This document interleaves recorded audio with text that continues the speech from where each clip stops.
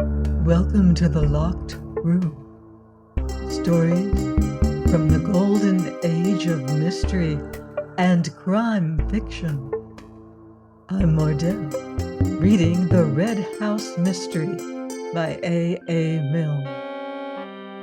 Chapter 10. Mr. Gillingham Talks Nonsense. Anthony came down in a very good humor to breakfast next morning, and found that his host was before him. Cayley looked up from his letters and nodded. "Any word of Mr. Ablett, of Mark?" said Anthony as he poured out his coffee. "No, the inspector wants to drag the lake this afternoon." "Oh, is there a lake?" There was just the flicker of a smile on Cayley's face, but it disappeared as quickly as it came. "Well, it's really a pond," he said, "but it was called the lake." "By Mark," thought Anthony. Aloud he said, "What do they expect to find?" "They think that Mark—" He broke off and shrugged his shoulders. "May have drowned himself knowing that he couldn't get away, and knowing that he had compromised himself by trying to get away at all." "Yes, I suppose so," said Cayley slowly. "I should have thought he would have given himself more of a run for his money. After all, he had a revolver. If he was determined not to be taken alive, he could always have prevented that. Couldn't he have caught a train to London before the police knew anything about it?" "He might just have managed it. There was a train. They would have noticed him at Woodham, of course, but he might have managed it at Stanton. He's not so well known there, naturally. The inspector has been inquiring. Nobody seems to have seen him. There are sure to be people who will say they did later on. There never was a missing man yet, but a dozen people came forward who swear to have seen him at a dozen different places at the same time." Cayley smiled. "Yes, that's true. Anyhow, he wants to drag the pond first," he added dryly. "From what I've read of detective stories, inspectors always do want to drag the pond first." "Is it deep?" "Quite deep enough," said Cayley as he got up. On his way to the door, he stopped and looked at Anthony. "I'm so sorry that we're keeping you here like this, but it will only be until tomorrow. The inquest is tomorrow afternoon. Do amuse yourself how you like till then. Beverly will look after you." "Thanks very much. I shall really be quite all right." Anthony went on with his breakfast. Perhaps it was true that inspectors like dragging ponds, but the question was, did Cayley's like having them dragged? Was Cayley anxious about it, or quite indifferent? He certainly did not seem to be anxious, but he could hide his feelings very easily beneath that heavy, solid face, and it was not often that the real Cayley peeped out. Just a little too eager once or twice, perhaps, but there was nothing to be learnt from it this morning. Perhaps he knew that the pond had no secrets to give up. After all, inspectors were always dragging ponds. Bill came in noisily. Bill's face was an open book. Excitement was written all over it. "Well," he said eagerly as he sat down to the business of the meal, "what are we going to do this morning?" "Not talk so loudly, for one thing," said Anthony. Bill looked about him apprehensively. Was Cayley under the table, for example? After last night, one never knew. He raised his eyebrows. "No, but one doesn't want to shout. One should modulate the voice, my dear William, while breathing gently from the hips.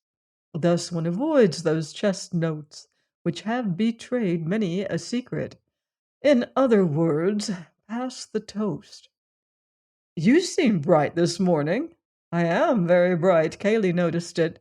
Cayley said, "Were it not that I have other business, I would come gathering nuts in May with thee. Fain would I gyrate round the mulberry bush and hop upon the little hills. But the waters of Jordan encompass me, and Inspector Birch tarries outside with his shrimping net. My friend William Beverley will attend thee anon. Farewell, a long farewell to all thy grape nuts. He then left up center. Enter W. Beverley, R. Are you often like this at breakfast? Almost invariably, said he with his mouth full. Exit W. Beverley, L. It's a touch of the sun, I suppose, said Bill, shaking his head sadly. It's the sun and moon and the stars all acting together on an empty stomach. Do you know anything about the stars, Mr. Beverley? Do you know anything about Orion's belt, for instance? And why isn't there a star called Beverley's Belt, or a novel? Said he, masticating. Re-enter W. Beverley through trap door. Talking about trap doors? Don't, said Antony, getting up. Some talk of Alexander and some of Hercules. But nobody talks about, what's the Latin for trap door? Mensa, a table. You might get it from that. Well, Mr. Beverley, he slapped him heartily on the back as he went past him. I shall see you later. Cayley says that you will amuse me, but so far you have not made me laugh once. You must try and be more amusing when you have finished your breakfast. But don't hurry. Let the upper mandibles have time to do the work. With those words, Mr. Gillingham then left the spacious apartment. Bill continued his breakfast with a slightly bewildered air. He did not know that Cayley was smoking a cigarette outside the windows behind him. Not listening, perhaps, possibly not even overhearing, but within sight of Antony, who was not going to take any risk. So he went on with his breakfast, reflecting that Antony was a rum fellow and wondering if he had dreamed only of the amazing things which had happened the day before. Antony went up to his bedroom to fetch his pipe. It was occupied by a housemaid, and he made a polite apology for disturbing her. Then he remembered. Is it Elsie? He asked, giving her a friendly smile. Yes, sir, she said, shy but proud. She had no doubts as to why it was that she had achieved such notoriety. It was you who heard Mr. Mark yesterday, wasn't it? I hope the inspector was nice to you. Yes, thank you, sir. It's my turn now. You wait, muttered Antony to himself. Yes, sir, nasty like, meaning to say his chance had come. I wonder. Well, that's what I heard, sir, truly. Antony looked at her thoughtfully and nodded. Yes, I wonder. I wonder why. Oh, why what, sir? Oh, lots of things, Elsie. It was quite an accident, your being outside just then. Elsie blushed. She had not forgotten what Mrs. Stevens had said about it. Quite, sir, in the general way. I use the other stairs. Of course. He had found his pipe and was about to go downstairs again when she stopped him. I beg your pardon, sir, but will there be an inquest? Oh, yes, tomorrow, I think. Oh, shall I have to give my evidence, sir? Of course, there's nothing to be frightened of. I did hear it, sir, truly. Why, of course you did. Who says you didn't? Some of the others, sir, Mrs. Stevens and all. Oh, that's just because they're jealous, said Antony with a smile. He was glad to have spoken to her because he had recognized at once the immense importance of her evidence. To the inspector, no doubt, it had seemed only of importance, and that it had shown Mark to have adopted something of a threatening attitude towards his brother. To Antony, it had much more significance. It was the only trustworthy evidence that Mark had been in the office at all that afternoon. For who saw Mark go into the office? Only Cayley. And if Cayley had been hiding the truth about the keys, why should he not be hiding the truth about Mark's entry into the office? Obviously, all Cayley's evidence went for nothing. Some of it, no doubt, was true, but he was giving it both truth and falsehood with a purpose. What the purpose was, Antony did not know as yet. To shield Mark, to shield himself, even to betray Mark, it might be any of these, but since his evidence was given for his own ends, it was impossible that it could be treated as the evidence of an impartial and trustworthy onlooker, such, for instance, as Elsie appeared to be. Elsie's evidence, however, seemed to settle the point. Mark had gone into the office to see his brother. Elsie had heard them both talking, and then Antony and Cayley had found the body of Robert. And the inspector was going to drag the pond. But certainly Elsie's evidence did not prove anything more than the mere presence of Mark in the room. "It's my turn now, you wait," and that was not an immediate threat. It was a threat for the future. If Mark had shot his brother immediately afterwards, it must have been an accident, the result of a struggle, say, provoked by that nasty-like tone of voice. Nobody would say, "You wait," to a man who is just going to be shot. "You wait" meant, you wait and see what's going to happen to you later on. The owner of the red house had had enough of his brother's sponging, his brother's blackmail. Now it was Mark's turn to get a bit of his own back. Let Robert just wait a bit and he would see. The conversation which Elsie had overheard might have meant something like this. It couldn't have meant murder. Anyway, not murder of Robert by Mark. "It's a funny business," thought Antony. "The one obvious solution is so easy and yet so wrong. And I've got 100 things in my head and I can't fit them together. And this afternoon will make 101. I mustn't forget this afternoon." He found Bill in the hall and proposed a stroll. Bill was only too ready. "Where do you want to go?" he asked. "I don't mind much. Show me the park." "Right-o." They walked out together. "Watson, old man," said Antony as soon as they were away from the house, "you really mustn't talk so loudly indoors. There was a gentleman outside just behind you all the time." "Oh, I say," said Bill, going pink. "I'm awfully sorry. So that's why you were talking such rot." "Partly, yes, and partly because I do feel rather bright this morning. We're going to have a busy day." "Are we really? Well, what are we going to do?" "They're going to drag the pond." "Beg its pardon?" "The lake. Where is the lake?" "We're on the way to it now, if you'd like to see it."